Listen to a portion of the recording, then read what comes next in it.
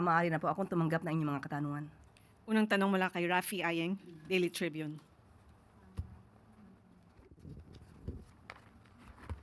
Good morning, Yusek. Ma'am, former DPWH Secretary Bonoan faced the Blue Ribbon probe yesterday and probably in the coming hearings. Is the palace confident for his honesty and integrity about sa mga sasabihin pa niya? And as to he will not change tone, just like what Saldico did, na may eventually parang ilalaglag na naman niya yung presidente. Naniniwala po ang Pangulo na si dating Secretary Manny Bonoan ay magsasabi ng katotohanan, lalong-lalo naman po na siya ay nasa Senado at under oath ang kanyang mga sinasabi. So, kailangan lamang po tayo umasa na mga katotohanan lamang ang kanyang sasabihin. And then another topic po, ma'am, yung mga tourism stakeholders natin like the agency owners, they are having a hard time securing the Japan visa. And April na daw po yung susunod na slot for them. And then they have to go to Cebu pa or Davao to secure their Japan visa slot. So ma'am, sayang kasi, nasasayangan sila sa kikitain ng gobyerno. And then lalo na yung kita nila for that, ano po ang magagawa ng Malacanang dito? Sa ngayon po ay sinangguni natin ito sa DOT, but sabi po nila outbound ito, kaya hindi po nila sakop. At sa ngayon po ay isinasangguni ko rin po ito sa DFA. But pansamantala habang sila ay naghihintay ng kanilang visa na i-issue ng bansang Japan, ito naman kanilang polisiya.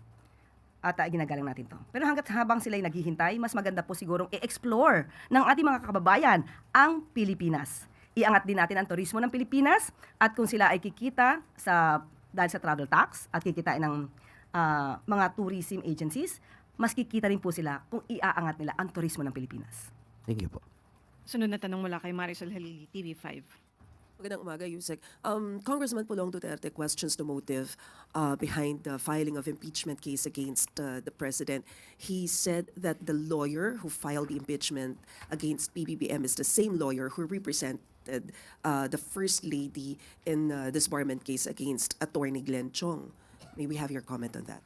Unang-unang po, gusto natin ipabatid na ang Pangulo po at ang administrasyon na ito ay hindi po eksperto sa paggawa ng intriga at hindi eksperto sa pagplanta ng ebidensya. Kung yun po ang kanilang nailagay na grounds for the impeachment ng ating Pangulo, malamang ay wala silang makitang ibang dahilan para ma-impeach ang Pangulo. Ito ay policy difference at ito ay hindi base or rather hindi ito magiging dahilan para sa impeachment ng ating Pangulo. Kung ang sinasabi niya ay ang nagsamparaw ng kaso ay abogado na nag-represent kay unang ginang or First Lady Liza Marcos, yan po ay walang katotohanan. So sana po ay matapos na ang pagiging source of fake news ng mga kaalyado nila. Dahil ang First Lady po ay hindi po nagsasampa ng disbarment case, hindi po niya abogado ang nasabing nagsampa ng impeachment complaint sa Pangulo, at kung nagsampa man siya ng disbarment case, ito ay on his own volition. So hindi po niya nire-represent ang unang ginang. So that's fake news. Also, he mentioned that this is just the impeachment is just a scripted distraction. Just to clarify things, may kinalaman po ba dito yung administration? Definitely none. Kaya nga sabi natin, hindi po tayo sangkot sa anumang pagplanta ng ebidensya katulad ng ginawa ng kanyang ama. Sila lamang po yata ang sanay sa ganon. So sa panahon po ni Pangulo Marcos Jr., nirerespeto po natin ang konstitusyon, ang proseso at ang due process. Sunod na tanong mula kay Ivan Mayrina, GMA7. Yusek, good morning. Nagsalita ng Pangulo tungkol sa ICI at ang sinabi po niya in his words, lahat ng kailangan imbestigahan na nila. Maybe there are one or two other loose ends that they have to clear up. Does the President think that the ICI has done enough? Ayon po kasi sa unang mga binanggit ni Secretary Babe Singson at ni dating Commissioner, ICI Commissioner Fajardo, ang kanila pong tungkulin, ang kanilang task ay natapos na. So ang kailangan na lamang po dito ay ipunin, i-gather ang mga ebidensyang nakalap, pati po ang mga testimonya ng mga taong kanilang naimbitahan. Halos naman po ng mga taong kanilang inimbitahan ay pumunta at nakipag-cooperate maliban kay Congressman Pulong Duterte at kay dating Yusek Cabral. So with that, with all the pieces of evidence that they were able to gather, malamang po ay maisasampa or mairerekomenda nila ang mga kasong dapat na maisampa. Sa ngayon po, sinabi naman din po ng Pangulo, depende pa rin po yan sa magiging naging trabaho at dapat makita kung hanggang saan na po ba naging trabaho ng ICI. At sabi naman din po ng ICI, sila ay magbibigay ng report ng kanilang mga na-accomplish sa Pangulo para malaman natin ang mga susunod na hakbang. May ilang kongresista pong nadismaya sa pahayag na ito ng Pangulo at kinwestiyon ang kanyang sinseridad sa pagbuo ng ICI. For example, Representative De Lima thinks that the work of the ICI is just, I mean, the ICI has just barely scratched the surface. Lalo't ang EO94 po sinasabi, 10 years daw ang dapat imbestigahan. At si Representative Ilago, tinawag naman niyang palabas lang ang pagbuo ng ICI at it was meant to create the illusion of accountability. At ngayon nga po, ginagamit namang basihan para sa impeachment ng Pangulo, ang ICI na ginawa daw para i-shield ang mga allies ng Pangulo. How does the President intend to convince the public that he is sincere in his anti-corruption efforts in forming the ICI? Kitang-kita naman po kung ano po ang naging effort ng Pangulo at ng administrasyon na ito para masawata ang korupsyon sa bansa, especially with regard to the anomalous flood control projects. May mga tao lamang po talaga na hindi siguro makontento sa ginagawa ng Pangulo. Unahin ko na muna po itong binabanggit po ni Congressman De Lima. Unang-una po ay ginagalang po natin at nirespeto natin si Congresswoman De Lima. Totoo po, ang EO94, sinasaad po dito na lahat po ng transaksyon for the past 10 years ay dapat maimbestigahan. So tingnan lamang po natin, ano na po ba ang naipon ng mga dokumento ng ICI. Hindi pa naman po kasi tapos. Ang trabaho po ng ICI, nandiyan pa rin po. At tandaan din po natin, isa sa mga priority bills ng Pangulo ay ang pagkakaroon ng Independent People's Commission. So doon po siguro mas maganda na mapabilis nila kung ano man po ang gagawin nilang batas or bill para mapag-aralan ng Pangulo kung dapat ito ay maisabatas na. Pangalawa, patungkol po dito kay Congresswoman Piolago. Elago. Okay. Ang sinasabi niya ay palabas ang ICI. Palabas lamang ang ICI para mapagtakpan ang mga kaalyado. Unang-una po, hinga natin siya ng ebidensya patungkol dito. Hindi po ba siya ang nagbibintang? Hindi po ba siya ang dapat na hingan natin ng ebidensya? Ano ang ebidensya niya para masabi ang pagbibintang na ito? Tandaan po natin, ayoko man banggitin, pero ang kasama ng Pangulo sa alyansa ay walang iba, kundi ang dating Senator Bong Revilla. At si Senator Bong Revilla ay sumuko po. Ginalang ang proseso. Iginalang ang warrant of arrest, iginalang ang korte. Papaano po masasabing palabas lamang ang ICI? Ang ICI, ang mga miyembro po nito, ay nagtatrabaho. Malamang ay hindi na halos nakakatulog at that time dahil puno at overwhelmed sila sa mga dokumento at mga ebidensyang natatanggap nila. Nakakalungkot na may mga ganitong klaseng tao na hindi nakikita ang kagandahang ginagawa ng gobyerno. Ang nakikita lamang nila ay puro negatibo. Gumagawa ng kwento, nag-iimbento ng mga walang saysay na istorya para masiraan lang ang gobyerno. At patungkol naman po, binanggitan po natin, pag-shield, hindi po ito para mag-cover up ni Numan. Dahil ang Pangulo, sinabi ng makailang beses, ulitin ko po, walang sinasanto. Kaalyado, kamag-anak, kaibigan, kung kinakailangan maimbestigahan, imbestigahan. Yan po ang utos ng Pangulo. May follow-up question mula kay Ace Romero, Philippine Star. Mike. Good morning, ASEC. Pero hindi kaya magiging magandang pang-counter sa mga ganitong kritisismo ay finally mag-appoint na ng mga kapalit ng mga nag-resign na commissioner given na mismo yung ICI nagsasite na po ng mga constraints nila. Bagamat sinabi ninyo dati na hindi naman makahahadlang sa pag-recommend ng cases yung one member lang siya, no? Pero meron na rin mga constraints na sinasite yung ICI because of the lack of commissioners. So ano po yung take nyo dito? Hindi po talaga ito makaka-apekto sa pag-iimbestiga, sa patuloy na pag-iimbestiga ng anomalya sa flood control projects. Kahit sabihin po natin na nag-iisa lamang si Justice Reyes, sinabi po natin kumpleto na po malamang ang mga ebidensya at magre-report naman po sila sa Pangulo. So ang tanong natin, titignan po ng Pangulo kung kinakailangan pang mag-appoint ng panibagong miyembro ng ICI. At kahit po sabihin natin na ang ICI ay padating na sa kanyang katapusan kung tapos na po talaga ang kanilang mga trabaho. Nandiyan po ang Ombudsman. Nandiyan po ang DOJ. Sila po ay masigasig din nag-iimbestiga patungkol sa mga korupsyon. So hindi po masasabi na nawawala ng pag-asa ng taong bayan para siyasatin ang mga ganitong klaseng anomalya. Meron pa pong 2 investigative bodies, nandiyan pa rin po ang ibang law enforcement agencies na magtutulong-tulong para po maimbestigahan ito. Ang ICI po kasi ay fact-finding committee, pasimula lamang po para makaalagwa ang pag-iimbestiga dito sa malawak na issue ng anomalyang flood control projects. Ano po yung circumstances na magpaprad sa ating Pangulo na mag-appoint ng mga kapalit ng mga nag-BTO na members? Titingnan muna kung ano yung maging report ng ICI at doon po titingnan kung ano yung susunod na hakbang. Salamat po. Sunod na tanong mula kay Ann Soberano, Bombo Radio. Yusek, good morning. Reaction lang po from Malacanang sa pahayag po ni House Committee on Justice Vice Chair at Bukidnon Representative Jonathan Flores na umano'y nag-overreach ang Supreme Court sa pagtakda ng mga bagong parameters sa impeachment. Ito po ay kasunod doon sa impeachment noon kay BP Sara. Noon pa po natin sinabi na ang desisyon po ng Supreme Court ay igagalang po ng palasyo, igagalang po ng Pangulo. Kung yan naging opinion po ng miyembro ng kongresista, opinion niya po yan. At malamang ay isa ito sa grounds ng kanilang motion for reconsideration. So wala po tayong masasabi niyan kasi yun po yung kanilang inilalaban sa ngayon sa ating pagkakaalam. Okay. Follow up lang din po ay Yusek. Sinabi din po ni Kong Flores na kapag ang unang impeachment complaint laban kay PBBM ay official lang na i-refer at initiated na po sa House Committee on Justice, wala nang ibang reklamong maaring tanggapin sa loob ng isang taon, alunsunod po ito sa one-year bar rule ng konstitusyon. Sa pananaw po ba ng Malacanang, magkaroon ito ng bentahe, lalo't may iba pang grupo na nagpahayag ng intensyong magsampa ng hiwalay na impeachment laban sa Pangulo? Hindi po natin masasabi na ang pagpa-file ng impeachment complaint paunahan ay bentahe sa Pangulo. Kahit sino pa po ang nag-file niyan. Hindi maganda sa imahe ng Pangulo na siya ay masampahan ng impeachment complaint. Hindi rin po ito maganda sa pananaw ng mga ekonomista sa ating ekonomiya. Dahil nakikita po may mga taong di umano na hindi satisfied or negatibo sa pagtatrabaho ng Pangulo. So hindi po ito bentahe. Kahit sino pa po ang nagsampa niyan. Hindi po maganda na makatanggap ang Pangulo ng isang impeachment complaint. Ma'am, last na lang po, follow up. May pahayag na po ba si Pangulo regarding po sa impeachment complaint na inahain sa kanya kahapon? Thank you. Yun pa rin po. Kung ano man po ang nandiyan at maihain na impeachment complaint, igagalang po yan. At dapat lamang po sana, lahat po tayo, pati po ang mga miyembro ng House of Representatives, ay gumalang sa konstitusyon, due process at proseso. Sunod na tanong mula kay Ana Bajo, GMA News Online. Morning, ma'am. Ma'am, follow up lang po kay Bong Revilla. Ma'am, he said it seems na hindi nasunod yung due process following sa developments ng kaso niya. May we get palas po. Hindi po ako spokesperson ni dating Senator Bong Revilla. Kung ano man po ang kanyang nararamdaman ay igagalang po natin.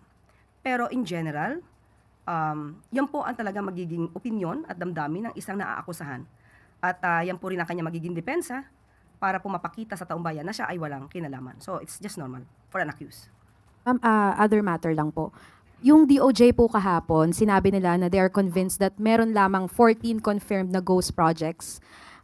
Paano po nakakaapekto yung pronouncement na to in relation po doon sa wrong coordinates na naibigay umano sa Pangulo? Does the palace consider this as a setback po sa ongoing investigation ng flood control anomalies? Sa ating pagkakaalam, yung sinasabi nila na 14 ghost projects na confirmed, initial pa lang po siya. So, yung pa lang po ang nakikita nila, pero hindi ibig sabihin na 14 lamang yung ghost projects. Patuloy pa rin po yung pag-iimbestiga dito. Nagkaroon po ng konting delay because kailangan po talaga i-confirm kung ano po yung mga detalye. Dahil hindi naman din po, wala naman din pong hustisya makukuha. Kung halimbawa nagkamali ang pag-iimbestiga dahil sa maling information na naibigay, hindi po siya nararapat dahil baka may maakusahan ng hindi dapat na maakusahan. But still, meron naman po ang DPWH na transparency portal at makakatulong pong malaki yun. Pero ma'am, si Presidente po ba, meron na po siyang sariling statement doon sa allegation na mali yung mga information na binigay ni former Secretary Bonoan sa kanya? Sa ngayon po kasi iniisa-isa pa rin po ito ni Secretary Vince. At si Secretary Vince Dizon po ang siya magre-report sa Pangulo. Okay po. Thank you, ma'am. One related question from Kat Domingo, ABS-CBN. Ma'am, does the palace see a need to redo the entire scouring of the reported projects, considering that the DOJ itself, as well as other government agencies, saw several irregularities in the identification of the location of some projects? It is within the jurisdiction of the DPWH. So it's up to Sec Vince to make amendments, to correct everything so that the real culprits will be held liable. Ma'am, but did the president give a directive to redo the entire investigation? Wala pong ganyan. Kailangan lang po talaga maitama. Kung ano po ang nangyaring pag-iimbestiga ngayon, sabi naman po ng DPWH, bago sila magsampa, tinitignan po nila ng maigi. Kung may pagkakamali, hindi lang po agad nila ito sinasampa. At ang sinasampa po naman nila, ayon na rin po kahapon, ay yung may tamang data at facts. Sunod na tanong mula kay Alvin Baltasar, Radyo Pilipinas. Yusek, good morning po. Yusek, with the latest turn of events, in particular, itong nangyari kay dating Senator Bong Revilla, simula na ba ito ng pagpapanigot doon sa mga big fish na nasasangkot sa flood control project? Hindi po siya simula. Halos nasa gitna na nga po siguro tayo eh. Dahil tandaan po natin bago magpasko, marami na po ang nagkaroon ng warrant of arrest. Marami na na-issue ng warrant of arrest. Isa rito, hindi lang siguro tinutulong ng iba, na big fish ang Diskaya. Sila po ay naaresto. Si Sara Diskaya ay napa-aresto, napakulong bago magpasko. So, hindi po ito yung initial na pagpapanagot sa mga sinasabing big fish. Yusek, follow-up lang doon kay Senador Bong Revilla. Anong naging reaksyon ng Pangulo? Nalungkot ba siya lalo't alam natin na magkaalyado sila and kasama pa siya sa ticket nung huling senatorial election. Anong naging pakiramdam dito ng Pangulo? Una pa lang po nabanggit ang pangalang Senator Bong Revilla, doon pa lang po nag-react na po ang Pangulo. At syempre nagulat po siya dahil kaalyado niya po. Pero sabi nga niya po, makailang ulit sabihin niya, kahit nga po kaalyado, kung kailangan imbestigahan, dapat imbestigahan. One more question on my part, Yusek. Tungkol doon sa bribery attempts kay Ombudsman Crispin and SILG John Vic Remulla, worth 1 billion pesos each. Ang sabi nila na iparating na nila ito kay Pangulo. At meron bang reaction dito ang Pangulo? At meron bang ibinigay na specific orders doon sa kay Ombudsman at saka kay SILG? Ang pakiramdam po ng Pangulo, hindi po siya natuwa. Ang reaksyon niya dito, nung binanggit po ito, ay hindi po siya natuwa. Dahil hanggang ngayon po, kahit na po nagpapaimbestiga siya ng korupsyon, mayroon pa rin pong gusto na mangurap, di ba? Sa mga opisyal natin na siya nagpapaimbestiga at tumutupad sa batas para maparagot itong mga corrupt officials o mga corrupt individuals na ito. Hindi po natuwa ang Pangulo, but wala siyang particular na inuutos dahil alam naman po niya na si Sec. John Vic at pati po si Ombudsman Remulla ay maaasahan po para sa katotohanan at dedicated po sila sa kanilang trabaho. Salamat po, Yusek. Tanong mula kay Samuel Medinilla. Follow-up lang po regarding po dun sa ICI. Yung comment po ni President na meron na lang raw pong 1 or 2 loose ends, may na-mention po ba siya kung ano na lang po yung inihintay niya bago siya makapag-decide dun sa fate ng ICI? Wala pong particular na nabanggit ang Pangulo at hihintay niya rin pa rin po ang records at ang report ng ICI. So doon lang po malamang magkakaroon ng desisyon ang Pangulo patungkol sa ICI. Tapos last na lang po. Yung na-mention po kasi yung comment feedback ni Pangulo sa ICI. Meron rin po bang parang naging feedback si President pagdating naman dun sa investigation ng other government agencies related rin sa flood control projects like yung mga reforms ng DTI, DPWH para po ma-address yung mga systemic problems related dun sa flood control projects? Sa ngayon po wala pong particular na nabanggit ng Pangulo but muli hihintay na lamang po ang report at lagi naman din po nagre-report ang ating Secretary Vince Dizon, kung ano man po ang anomalya sa mga infrastructure, i-report naman din po to si Secretary Vince. May naging commitment po ba yung ICI kung kailan sila makakapag-submit ng report nila kay Pangulo? Wala pong nabanggit. Thank you po. Sunod na tanong mula kay Ace Romero, Philippine Star. Yusek, just a clarification or follow-up on Senator Revilla, no? Yung tanong kasi kanina, yung allegation niya na hindi na nasusunod yung due process no, under this administration. So, what do you say to that? Sa atin po, muli, ang gusto ng Pangulo, laging due process. Kaya nga siguro po nagtagal ang ibang pagsasampa ng kaso dahil kinakailangan pong igalang ang due process. Sabi ko nga po, kung yan po ang naging opinion ng dating Senador, Bong Revilla, malamang gagamitin niya po yan bilang kanyang depensa. So kung ganyan po yung paniniwala niya, kailangan din naman po niya itong idepensa or panindigan at pagbigay siya ng mga ebidensya patungkol dito. As far as the administration is concerned, hindi totoo yun na meron pa ring rule of law na yung proseso na susunod under this admin. Yes, at yan po ang utos ng Pangulo. Okay, salamat po. Isang tanong mula kay Ivan Mayorina, GMA. Bilang House Majority Leader, the presidential son might be put in a situation where he has this ministerial duty to put in the order of business the impeachment complaint against his own father. Has the father and son spoken about this at ano ho ang payo ng Pangulo sa kanyang anak? Hindi po nabanggit sa atin kung sila nagkapag-usap na, but lagi naman pong utos ng Pangulo sa kanyang anak, gawin lang ang kanyang trabaho. Hindi pwede rito ang kamag-anak, kaalyado. Kung ano po ang mandato ni Congressman Sandro, ipatupad niya po yun. Wala dapat siyang kinikilingan. Kahit ama niya po ang masasabing mahalalagay dito sa impeachment complaint. Salamat. Last question mula kay Rafi Ayeng, Daily Tribune. Hi ma'am, balikan ko lang yung libel case ni Representative Leviste against you. Natanggap niyo na po ba yung complaint? And what is the advice of the President for you to do?